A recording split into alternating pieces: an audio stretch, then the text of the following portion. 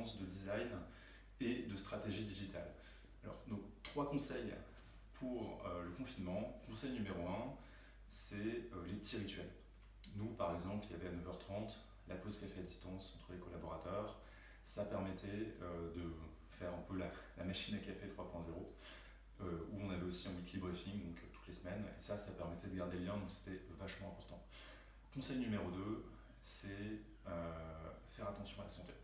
Comme on travaille à distance, on n'a pas forcément les mêmes équipements qu'au bureau, et donc nous, pour les collaborateurs qui en avaient besoin, on a investi dans des sièges ergonomiques ou dans des écrans réglables, et ça permettait justement d'éviter les troubles musculo-squelettiques.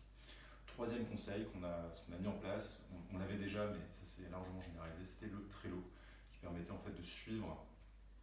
Trello, c'est un outil de planification et de gestion d'équipe, qui permet en fait de suivre les projets.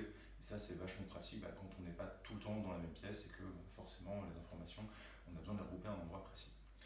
Et après, ces 3 conseils, un petit bonus plus personnel.